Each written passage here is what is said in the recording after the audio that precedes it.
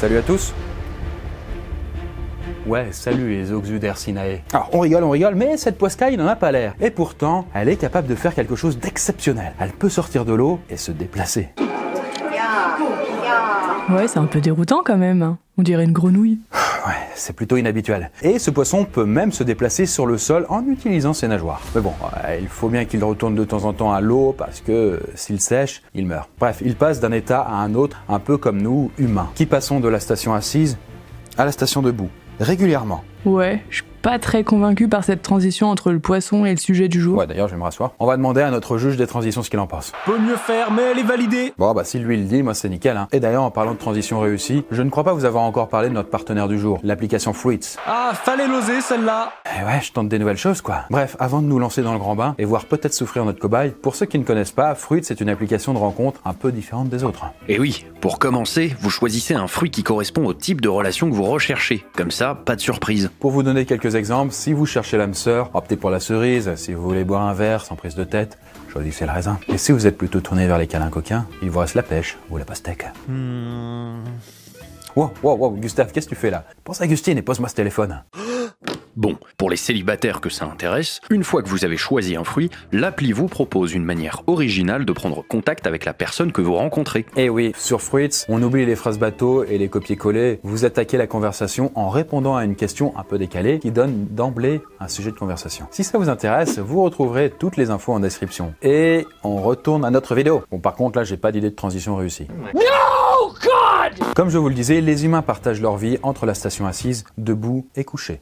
Avec l'évolution de nos modes de vie et le développement de la sédentarité et des métiers de bureau, nous restons assis environ 9h20 par jour en France, qui est par exemple mon cas. Sachant que le temps de sommeil moyen se situe autour des 7h40, on peut supposer qu'on reste au moins 7h40 allongé par jour. Voilà, je connais assez peu de gens qui dorment pas couchés, j'ai envie de dire. Donc voilà, si on fait un petit calcul, il reste 7 heures qu'on passe debout. Bien sûr, ces chiffres sont des moyennes et il est possible qu'avec l'essor du télétravail et la réduction des déplacements pendant la pandémie, le temps passé debout est un peu diminué. J'imagine que ça dépend aussi du métier qu'on fait. Dans un bureau, c'est sûr qu'on reste assis, mais si on est jardinier, c'est un peu moins le cas. Certes, ce sont des moyennes aussi. Ah, voilà Gustave. Comment vas-tu mon pote? Écoute, on était justement en train de parler du temps qu'on passe debout, assis et allongé. Et j'étais en train de me dire que... Alors oui, écoute, je sais, on t'a déjà fait rester 10 mois au lit, tout ça c'est du passé, c'est révolu, on n'en parle plus. Mais en plus, c'est même pas question de ça aujourd'hui. Là, franchement, c'est 3 fois rien, tu devras juste rester debout pendant 1 semaine. Ça passe, non? Ouais, parfait. Je savais que tu serais d'attaque pour relever le défi. Alors, dans quel état va-t-on retrouver notre cobaye au bout d'une semaine sans s'asseoir ni s'allonger? Va-t-il rester coincé à force d'être debout, faire un malaise ou une crise cardiaque? Ou au contraire, s'en tirera-t-il sans aucun problème? Voyons voir ça. Rester debout pendant 1 semaine, soit 7 jours, ça fait quoi?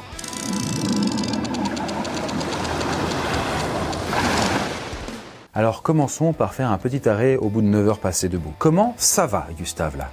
Dis-toi que certaines personnes passent quotidiennement cette durée debout. Tu sais, par exemple, les ouvriers, les coiffeurs, les restaurateurs, les jardiniers. Bref, il y en a plein en vrai. Oui, certes, mais je vois pas ce qu'il y a d'exceptionnel à rester debout pendant tout ce temps.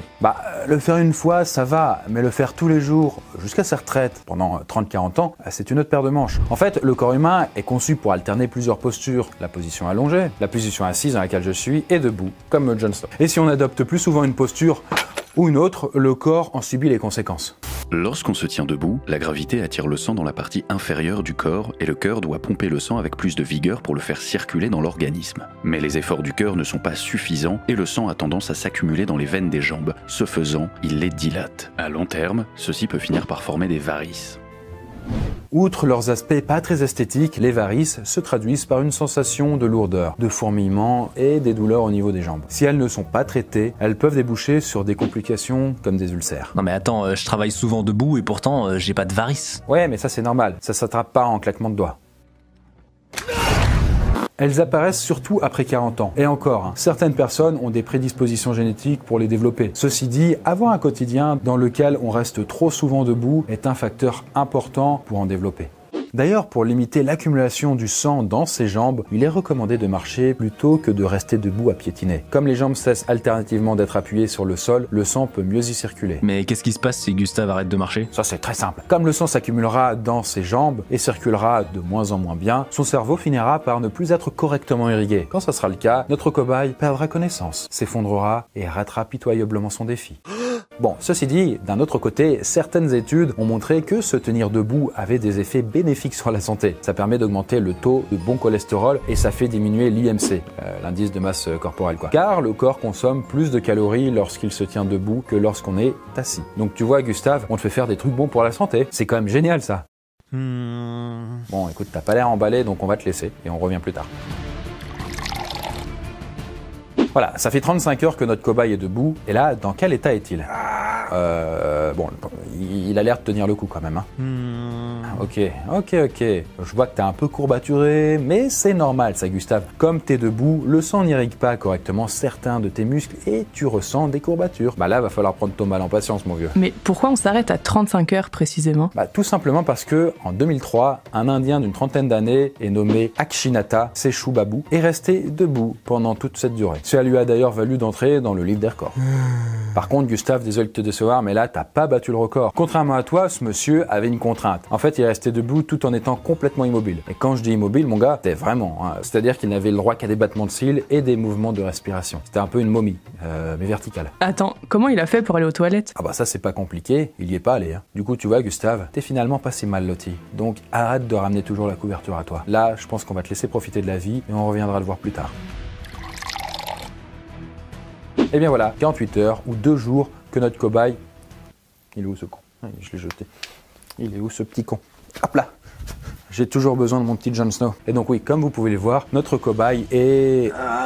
Bah il est debout, hein. Il est debout, même s'il pète pas la forme, honnêtement. Les articulations de ses genoux sont clairement en train de douiller. En même temps, bah ça fait 2 jours complets qu'elle supporte le poids de son corps sans se reposer, alors elles le font savoir. Et si ça peut te rassurer, Gustave, d'autres sont passés par là. Par exemple, une journaliste qui avait lu un article sur les bienfaits de la position debout a décidé de pousser le concept pendant 1 mois. Elle est restée debout pendant 1 mois? En fait, elle s'autorisait la position allongée pour dormir, mais à part ça, elle est restée debout tout le temps. Tout à fait, que ce soit sur son lieu de travail, chez elle ou lorsqu'elle se rendait chez des amis, cette journaliste restait debout en permanence. Cette expérience a eu pour effet d'augmenter grandement la fatigue ressentie en fin de journée, mais paradoxalement, cette femme était plus productive à son travail. Mais un autre effet conséquent est qu'au cours de son expérience, qui, je le rappelle quand même, a duré 1 mois, elle a brûlé près de 10 000 calories, de plus qu'à son habitude. 10 000 ? Ah bah j'imagine que ça fait beaucoup. Eh bien oui, 10 000 calories, en gros, c'est ce qu'on peut brûler lors d'un marathon. Ou alors, si vous voulez, l'équivalent de 4 à 5 jours d'apport nutritionnel quotidien. Sachant que du coup, on a besoin de 2000 à 2500 calories généralement en moyenne par jour. Et du coup, à la fin de son mois passé debout, la journaliste avait perdu même un tour de taille de pantalon. Donc tu vois, Gustave, bah c'est tout bénef pour toi. Ah, dis-toi que tu seras heureux de retrouver ton lit d'ici quelques jours. Eh bien voilà, 4 jours sont passés et notre cobaye... Gustave? Eh oh, Gustave? Il est mort? Mais non, attends, je crois pas. Autant pour moi. Non, il dormait le con. Il dort debout?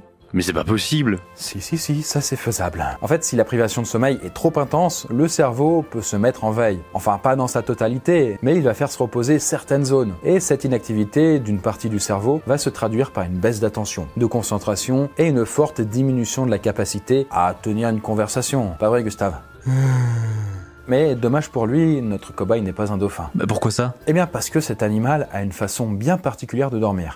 Les dauphins sont des mammifères marins qui doivent impérativement respirer pour vivre. Pour pouvoir se reposer tout en évitant de se noyer, les dauphins mettent en veille un hémisphère de leur cerveau, tandis que l'autre s'occupe d'assurer les fonctions vitales. Ainsi, le dauphin peut respirer et maintenir un minimum d'attention pour réagir rapidement en cas de danger. Oh mais merde! Oh putain! Ouais, bon du coup qu'est-ce que...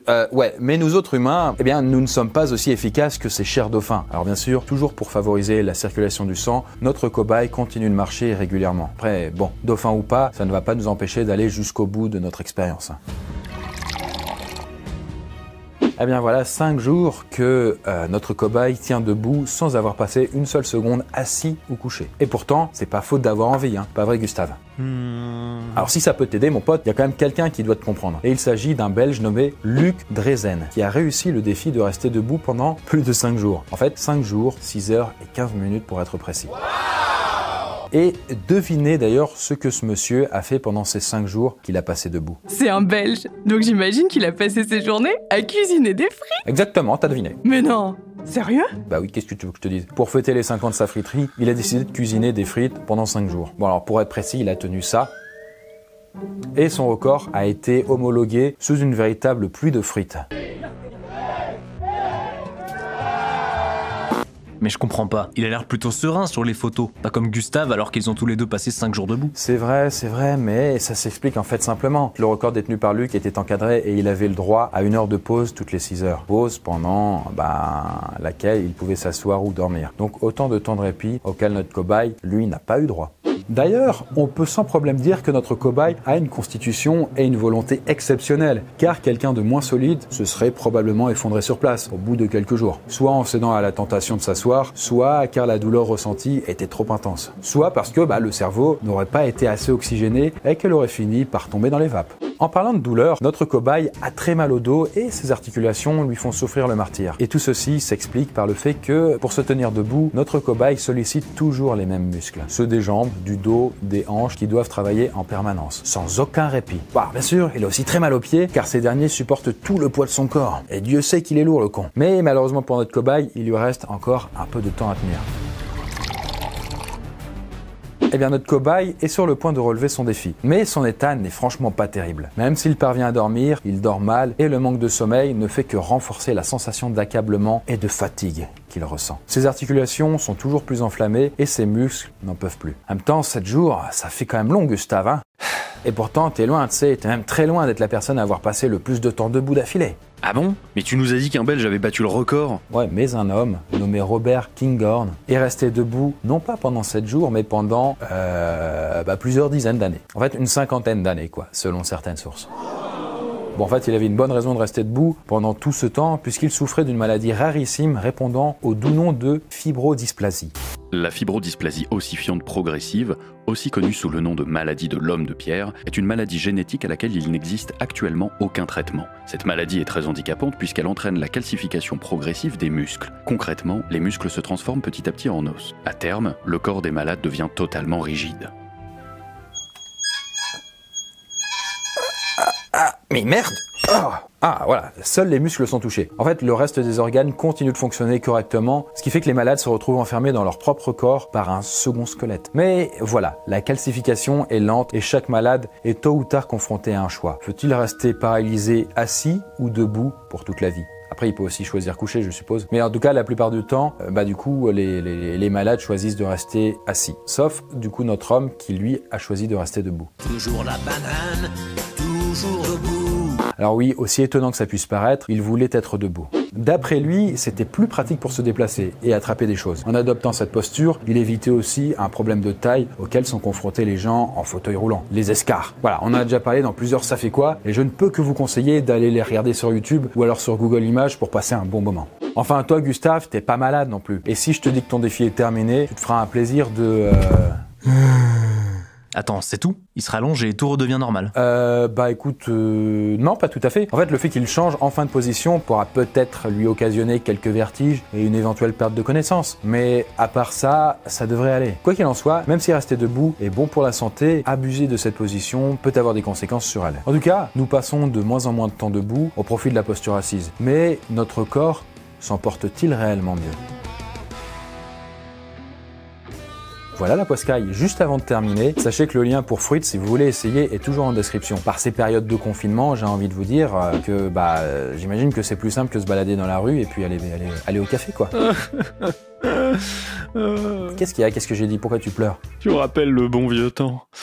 En tout cas, l'appli est gratuite sur iOS et Android. Ouais, écoute, désolé, je voulais pas te choquer ou te décevoir, ou franchement, je suis vraiment navré, quoi. En attendant, moi, je vais peut-être tester le truc, là, juste pour savoir, quoi, juste pour un pote, quoi. Et puis, il me fait une petite idée sur la question, quoi. Mais Chris, t'as pas une copine? Non, tu comprends pas, mais c'est pour un pote. C'est pour un pote. Ouais, pour un pote.